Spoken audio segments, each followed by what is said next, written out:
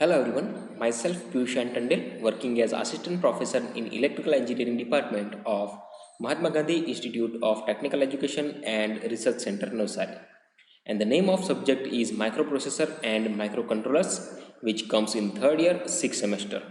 Right now we are discussing the chapter number 2, that is 8085 Microprocessor Architecture. And this is the module number 2.4. So moving forward, in this video lecture, we are going to see the flow of content, that is bus organization. Second one, that is the clock circuit. Then after crystal oscillator circuit. Then after demultiplexing. Then after research circuit. And last, that is the generation of control signals. So starting with the bus organization. So in this session we are going to see the bus organization of how we can use the various buses of 8085. Then after how we are going to demultiplex the address bus and data bus, and how to generate the control signals, and last one, that is the how to provide clock or reset signals to 8085 and so on. So starting with the clock circuit. So let's see the clock circuit first. Over here in figure we have clock circuit. So the 8085 has on-chip clock generator, and figure shows the internal block diagram of its on-chip clock generator. So this is the on-chip clock generator which we have in our 8085. Okay, so the tuned circuit like LC and RC or crystal or external clock source as an input to generate the clock. Okay, as an input to generate the clock, the internal T flip-flop divides the frequency by 2. So let's say if we have the frequency of 3 megahertz, at that time we require to generate a 6 megahertz frequency.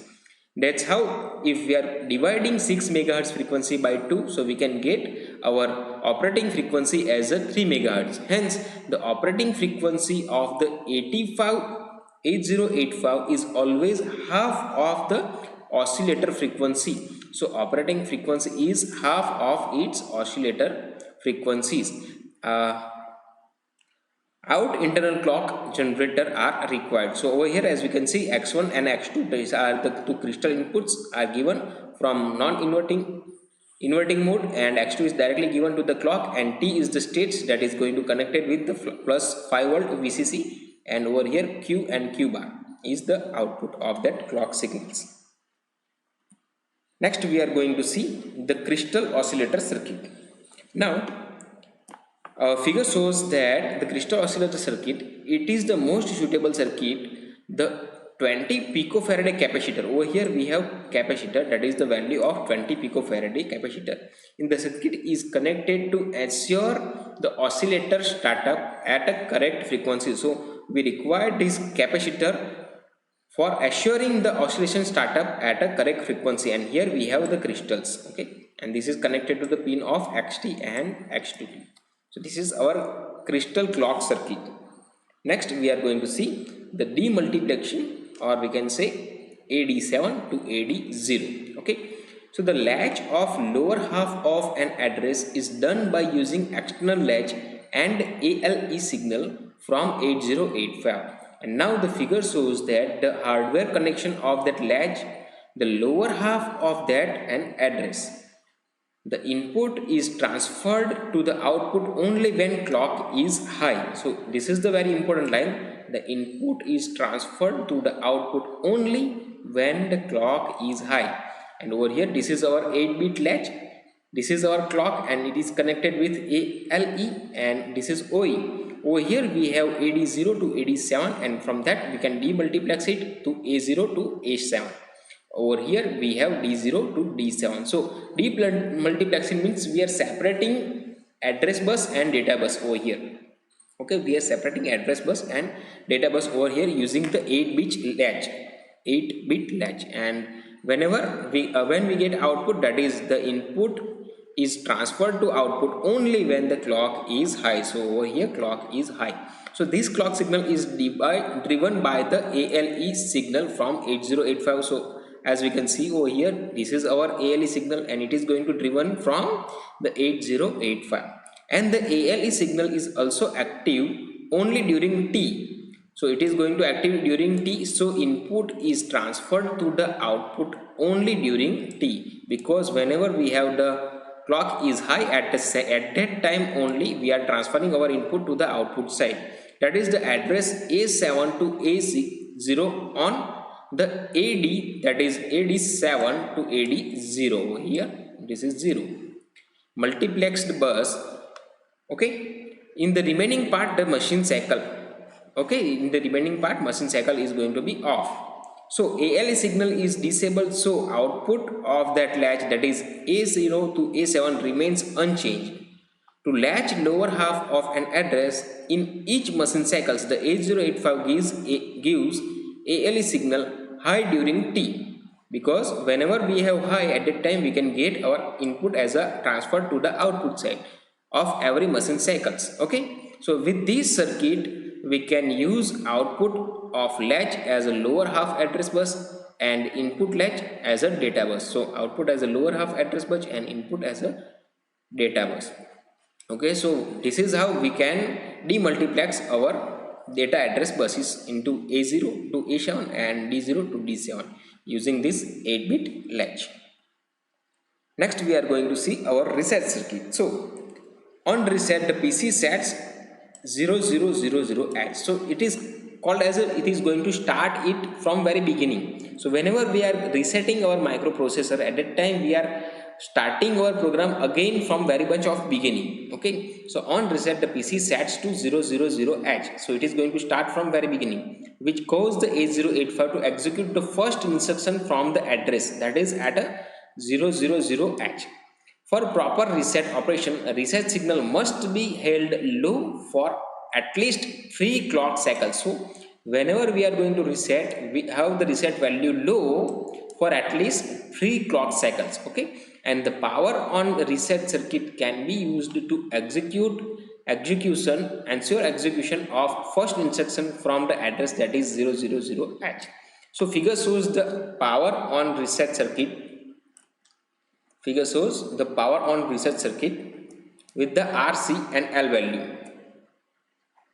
Okay, and note that RC value may vary due to the power supply ramp or power supply unit ramp. Okay, now upon the power up or key pressed, the reset in goes low and slowly rise to 5 volt, providing sufficient time for the processor to reset the system, because we require 3 clock cycles, right? And diode is connected to discharge the capacitor immediately when the power is switched off. So we have connection like this. Whenever we are supplying 5 volt plus 5 volt over here plus 5 volt over here, and we have one diode that is connected over here. Okay, and on the other side we have some amount of resistance that is going to drop some amount of voltage and limit that current, and over here we have another resistor. And now we have switch over here, that is this switch is given over here. Whenever we are going to press this switch, this is capacitor over here we have. Whenever we are going to press this switch over here, at that time we are going to connect our plus 5 volt with that pin. So pin is connected over here, that is directly going to the 8085. So this diode is in forward bias and this is the voltage that is coming out from here. So we can reset our circuit using pressing this key. Okay, pressing this key over here. This is the switch over here. Now next one, that is the generation of control signal. So the 8085 processor provide RD and WR, that is read and write signal to initiate the read or write cycle, because these signals are used both for reading writing memory and reading writing input memory. So this is used for both, that is reading write memory and for reading write and input device. It is necessary to generate separate read and write signal for memory and input output device, right? So whenever we require some memory time, at that time we have some separate instruction, and whenever we require input output devices, at that time we require some type of separate instruction. So the 8085 provides input output memory, or we can say input output memory signal, to indicate whether the indicated cycle is for input output device or for some memory cycles. Okay, so using IOM signal, that is the another signal, along with the read and write, it is possible to generate the separate 4 signals control signals. Okay, so four control signals are which type of signals? That are first one, that is MEMR, that is memory read, to read data from the memory. Next one, that is MEMW. So what is meaning of MEMW? Memory, MW means write, so to write data in memory. Now next one, that is IOR. So IO, that is input output, and R means read, so to read data from input output device. And the meaning of IOW, that is input output write, W means write, so to write data in input output device. So this is how we can configure these four different type of controls. Okay, so figure shows that circuit which generate MEMR, MEMW, IOR and IOW signals. So these four signals are to read data from the memory, that is MEMR, then after to write data in memory, that is MEMW, and to read data from input output device, that is IOR, that is for the read, and to write data in input output device, that is IOW. So let's see the figure. So here how we can get this all the data, that is input output memory, and over here we have read. So what we are going to do, that is ending, so ORing this we can get MEMR, so memory read, then after input output memory and write over here. So what it is going to do, it is going to do memory write, then after again input output, and over here we are noting it, and over here we have read. So at that time we can get the input output read, at the same time input output, and over here write, so we can get write. Now this can be also driven as something looking like this, and the result will be same. Okay, so this is for memory read, this is for memory write, this is for input output read, and this is for input output write. Okay, so let's see the next figure. So this is how we can configure it in circuital manner. So here is we have the input output and memory, here we have read and write signals. So we are directly noting out it, nothing but noting out it, and this is the another signal we are creating. Okay, so from that we can get different signals. So this is signal from input output noting, and the another signal that is from the read. So our signal is reading, but what it is going to read, it is going to read the memory. Okay, so it is going to read the memory. Then after for the second one, this is first one, for the second one what we have input, that is the noting of that input output. So we have memory, the first signal from the memory, and the second signal from the write. So W we can write MEMW. Then after third, what is the input? First input is from IO, that is the IO, that is the input output device, and what is the second signal? That is from the R. So from the R, so it is going to read from the input output device, and the last one, that is from the first signal is from the input output device, and second signal from the write. So we can get the IO write. Okay, so this is how we can illustrate this generation of control signals. And here are some of the questions that are already asked in GTU examination. So please note all down these questions that are regarding this address bus and data bus, that is AD0 to AD7, and demultiplex and draw the diagram for generation of signal that we already seen, that is MEMW, MEMR, IOW and IOR for input output memory and read write. Okay, and then after draw the schematic generation read write control signals for memory input output for 8085 microprocessor. Then after what multiplexing, what is the meaning of multiplexing, and how multiplexing is done in 8085 for address bus and data bus. Okay, then after this is for another input output reading and writing, same example as same question as question number 1. Then after we are going to draw the schematic, and this is for the demultiplexing and multiplexing. Okay, so these are the questions that are very important, and that's it for this video. And if you find any kind of query regarding this video, then ask me in comment section. Thank you.